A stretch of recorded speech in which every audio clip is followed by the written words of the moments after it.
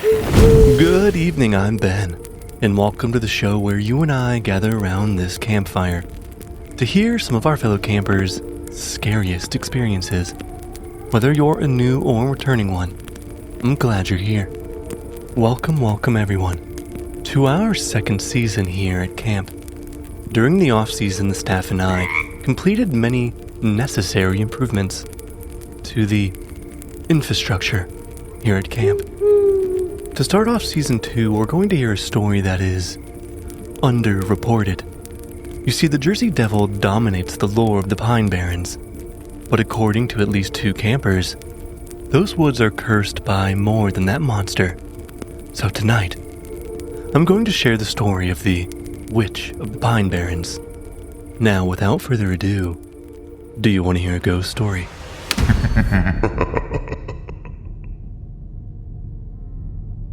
I didn't come to the Pine Barrens to prove a ghost story wrong. I came because I promised myself I wasn't my mother. It sounds dramatic when I hear it out loud, but it's true. We were best friends, and as much as I tried to deny it, it was she who taught me to love the outdoors, to love camping, hiking, all of it.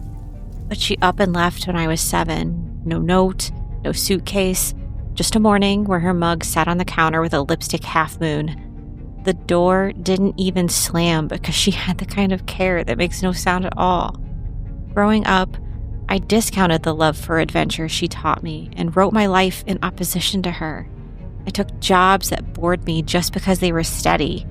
I learned how to love like a ledger, predictable deposits, no overdrafts. Wasn't going to be a person who vanished. Swore I'd never come back to this town either, but grief rarely respects boundaries.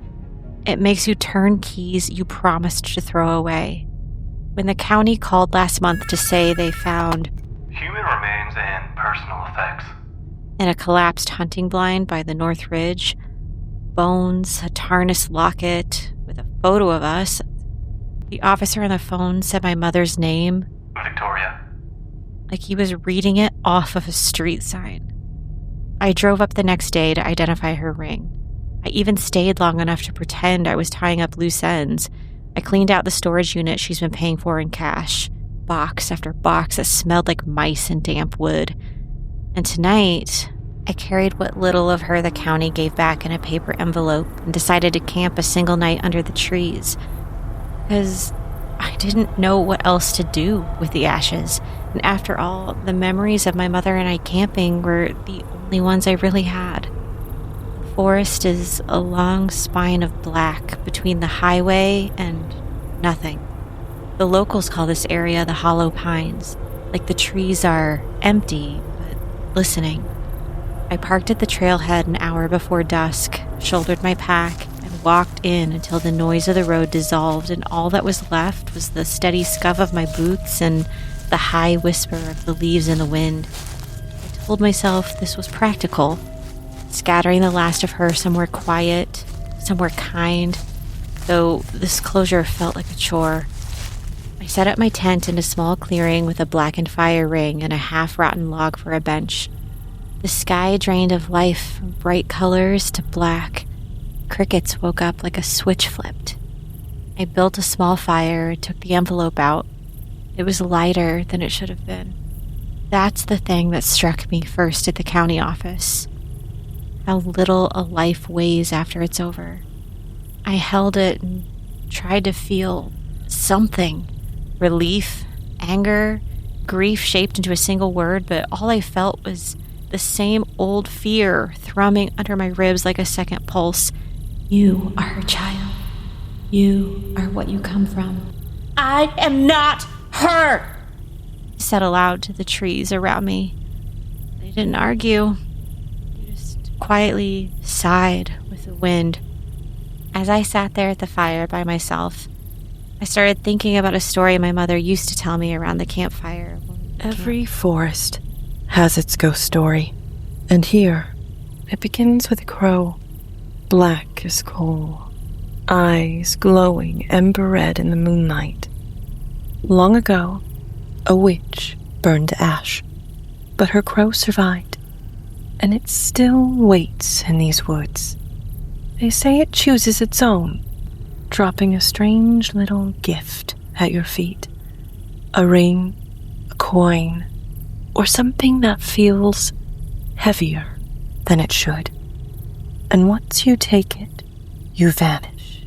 Some say it's just a tale to keep kids close to campfires, but others whisper it's the softer version, told so no one has to admit the truth. People disappear here, sometimes slow, sometimes all at once, but always after the crow decides. I was thinking of that when a sound came that wasn't fire or wind. It was a soft, measured woof overhead, like something cutting and folding the air with lazy certainty. Could have been a big owl. I wanted it to be a big owl, but nothing was there. I cleaned up around the fire and left a small amount of embers to glow as I convinced myself the wind decided to howl at an unfortunate time. But mere seconds after laying down in my tent, 3 taps landed on my roof tent. Gentle, precise, the way a fingernail clicks glass. Tap, tap, tap. Fear crawled back up my throat like a hand. It has to be an owl, I said. Like saying it out loud could make it true. I unzipped the tent. The night out there, it has a thickness. The clearing looked the same, but the spaces between things felt crowded, like someone had moved the trees closer when I blinked. My fire, now just a faint glow, did little to help me see. My breath showed briefly and then vanished as I looked down at the ground. There was a feather on the ground at the edge of the firelight, placed almost deliberately at the opening of my tent. I've found crow feathers before. I've kept a few, tucked into jars with beach glass or old keys. This one was wrong. It was longer than my hand and glossy, a slick midnight that drank the firelight instead of reflecting it. It looked wet, and the air around it smelled faintly, sharply, like burned herbs. I didn't want to touch it. Every part of me didn't want to touch it. So of course I did. When my fingers closed around the shaft, it was warm. Not just from the fire, warm like it had body heat. I struggled to pick it up. It had so much more weight to it than it should, feeling more like a small piece of lead than something a bird could fly around with. As I held it up to my face to examine it, whole forest took a breath and didn't breathe out. The crickets cut off mid-chirp. The leaves quit whispering. Even the coals stopped ticking. I lifted the feather higher, and the silence pressed against my eardrums until my own pulse sounded too loud. In that silence came the first wing beat, slower than any birds I've heard, a deliberate flap of the night, then another, and another. The shape that slid down through the branches barely bothered to be a silhouette. It didn't need to. It burnt itself into the dark by existing. When it landed on the log, it bent the wood. That's how heavy this crow was. That's how wrong this crow was. Its feathers weren't black. Black is too simple an explanation. They were a total void that no light would dare escape. The eyes, they turned toward me. The red wasn't a shine. It was a banked coal. The beak opened on a crack of sound that wasn't a caw. "Come," it said. The voice wasn't human. It also wasn't entirely not human. It sounded like someone speaking through a mouthful of ash. It was my mother's voice after a cigarette. It was the voice I imagined the witch might have used if she wanted to be kind. I felt something like a hand skim the surface of my thoughts, not entering, testing the temperature. I dropped the feather with a sound I didn't know feathers could make. a little chime when it hit the stones, as if something inside it rang once and swallowed its own echo. The crow hopped once, 2 glossy steps like liquid. Then it tilted its head and opened its beak again, and something small fell out into the dust. It was a thin silver ring with a spiral engraving. The metal was blackened the way silver gets when it's been forgotten for a long time. When it hit the ground, the air around it rippled, heat without heat, and a smell moved across the clearing like a memory. Rosemary, sage, penny metal, old wood. The story says the crow drops a gift, and if you pick it up, you're hers. It also says some gifts feel heavier than they should. It doesn't say what the weight is. The crow made a small sound. It didn't have language, but it had syntax. I picked up the ring. The weight was ridiculous. It should have been a wisp, but nothing. It felt like a brick. As I held the ring, a thin flash slid across my vision. No, through my vision. The clearing wavered like heat. I was standing in a room that didn't exist anymore. Rough plank walls, herb bundles hanging from rafters, crisp and rattling, jars of something green and something darker, a kettle with a dent like a thumbprint. On the table, a book whose pages were black with soot around the edges, and in the doorway, a figure with my cheekbones and my mother's mouth. Not a face I recognized. A face I could have worn if I'd been born when trees were the only neighbors. She didn't look surprised to see me. She looked tired in that way you look when the thing you knew would happen finally stops pretending. Behind me, the sound of many feet moving, the hush and stamp of a crowd, firelight that wasn't from a fire you sit around. The woman in the door did not flinch. She jerked her chin, my mother's gesture when she was trying not to beg, and I understood the command the way you understand your own hand in the dark. Run! The scene snapped shut. The clearing returned, flinging me into the body I'd apparently left momentarily, bent over the ring with the forest pressing inward and the crow waiting like patience was its form of hunger. The silence wasn't just absence of sound, it was attention. The trees were listening so hard the air was taut. The crow said softly, like it hated to repeat itself, "Come." And I realized what it wanted me to finish wasn't a spell, it was a sentence. I did the stupid thing you do when you still believe in choices. I ran. I grabbed my headlamp because hope is stupidly practical and bolted into the trees. The beam carved a narrow white tunnel through the dark. I kept the ring because I couldn't make myself drop it. I told myself I was running away from the crow and the gift and the story. I was running from my mother. Maybe you don't understand that if you had a mother who knew how to stay. If you did, I hope you hold her gently. If you didn't, you already know. Sometimes we run to prove we can. The path I'd taken in was clear earlier. Now it braided itself under my feet. Needles made a soft ocean. Every trunk looked the same. My headlamp spotlighted bark and then more bark, and then the beam caught something white off the ground. Feathers? Not the crow's, little downy tufts from a smaller bird. Scattered, fresh. Something had eaten here. I turned right. The ring in my hand tugged me left, the way a magnet knows a nail. The forest rearranged itself with a slow, impolite confidence. I knew that because I saw my own boot prints in places I hadn't stepped. When I broke into a hollow I didn't recognize, the ground under my boots stopped being duff and became something else. I looked down. The forest floor was scattered with black feathers. They weren't all the same. Some were new, sharp-edged, oily. Some were old, curled at the edges like leaves in a book. Some were bent the way a feather bends when it's been used and used and used.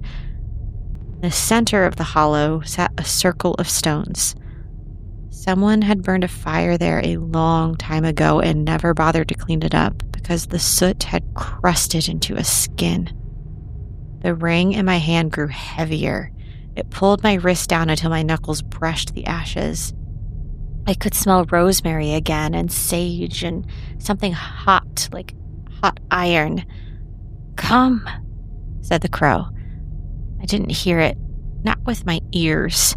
The word was behind my sternum. The word used my ribs like a drum. I knelt because resisting suddenly felt like refusing to breathe. I am not making myself noble here. I didn't pray. I didn't beg. I'm not even sure I could have spoken if I wanted to. The ring wanted to be in the circle. The feather wanted to be with it. My blood wanted to stop arguing with itself. I put the feather down, the one for my camp. It lay there like a slash of night on stone. Then I set the ring beside it. The two objects looked obscene in how precisely they belonged next to each other, like puzzle pieces that had been cut apart solely to teach the pleasure of reunion. The air pressed inward again, harder. It did not press down, it pressed in, like the whole forest wanted to occupy the space where I was. The ash at the center of the ring cracked just once. A thin line of heat moved across it like a fuse, and then the heat became a line of memory, and the memory became a voice. It wasn't the crow. It wasn't the witch. The voice was my mother the night before she left, half drunk and soft, kneeling to tell me a story about a blackbird that knew our name. She hadn't said the word witch. She hadn't said blood. She called it a family story, the way some people say recipe. I had fallen asleep before she finished. I remember that now because the voice in the ash finished the sentence I never heard. "And when it comes, you'll know. You'll think it chose you because you're special, but you were only ever next." The ring jumped once like a heartbeat. The ash flared white with the spiral pointed, and I did the thing I had avoided doing since the county office. I put my finger through the ring. It didn't close around me. It didn't need to. The weight climbed my hand, up the tendons, into my wrist. It was a relief so sudden I almost sobbed. This is the part I'm ashamed of, although I know I shouldn't be. I was so tired of being against myself, so tired of insisting I was a different shape than what the mold wanted me to be. Surrender felt like sleep. Surrender felt like turning the burner off. The crow moved without sound. It came to the opposite side of the stones and settled there, head cocked, eye a coal behind gauze. I thought it would peck me. I thought it might tear. It didn't have to. The forest did the work. From the tree line, the wind rose in a single low breath. Feathers lifted and turned, thousands of small black tongues whispering. The ash climbed in a thin column and bent toward me, touched my cheek, touched my eyes. It tasted like penny in the back of my throat and like rosemary behind my teeth. And under all that, it tasted like my mother's jacket when she came home late from the bar and made me scrambled eggs because guilt is a good cook. When the ash let go of my eyes, the ring had cooled. The feather had not. It smoldered like a wick that refused to agree to be out. The crow blinked once, slow like a priest after a confession in which the sin is familiar enough to be boring. I stood up because my knees hurt. I looked at my hands expecting them to be different. They were. Both palms were darker now, the same gray smudge you get when you handle old paper. I rubbed at it. It didn't come off. I heard water again. I heard crickets. The forest released its breath. Behind me at the edge of the hollow, someone's foot shifted on leaves. I turned so fast my neck popped. There was nobody there, just the trees. Just the sensation of aftermath, the way a room feels after a fight where the words were quiet and exact and changed everything anyway. "I'm not her," I said to the trees because I'm a stubborn animal. "I'm not." The crow answered in its smoke voice. "You are." It didn't come closer. It didn't need to. It watched. It would watch for as long as it took. That's what the story always said, didn't it? Not that it hunts, that it waits. It waited for the right blood and the right hour and the right moment when the weight of an object would feel like relief. I wanted to run again. I wanted to throw the ring into the brush and kick the feather into the ash until nothing left glowed. I didn't. I picked up the ring and slipped it into the envelope with my mother. I took the feather, still warm, and tucked it into the inner pocket of my jacket. Then I walked back to my camp along the path that stayed put this time, as if the forest had gotten what it wanted and felt sated enough to be ordinary. At the fire ring, the coals were nearly out. I fed them a little wood. The flame relit a way that memory does when you let yourself look at it straight without flinching. I held the envelope over the smoke until it picked up the scent. I whispered the name the ash had put in my mouth. It didn't taste like power. It tasted like something final and obvious, like the word home, said by someone who'd never had one. Dawn seeped in as my mother and the ring fell into the fire. Gray came up through the leaves, and the trunks turned from black to charcoal.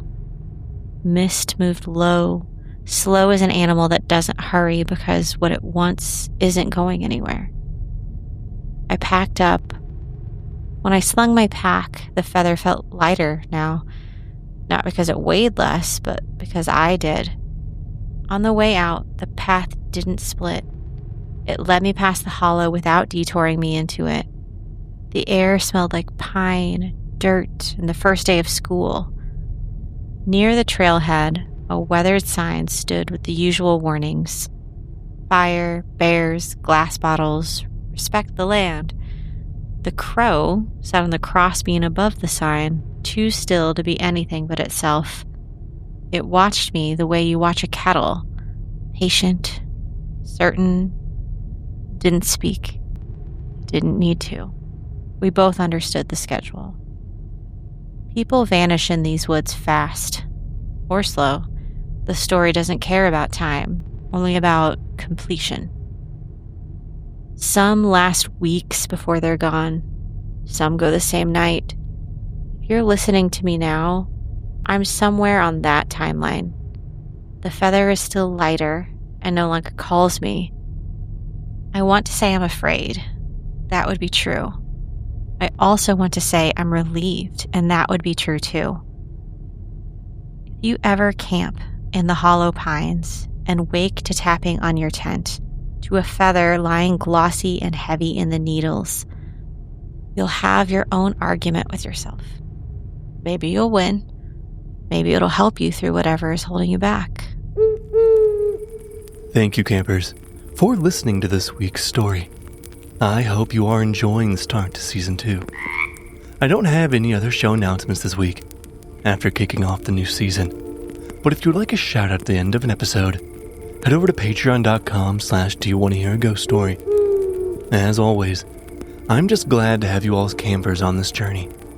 Please keep sharing the show with anyone you think might like these stories, or someone you're just trying to scare. If you're enjoying the show, please leave a review. I would love to hear from you. Until next time.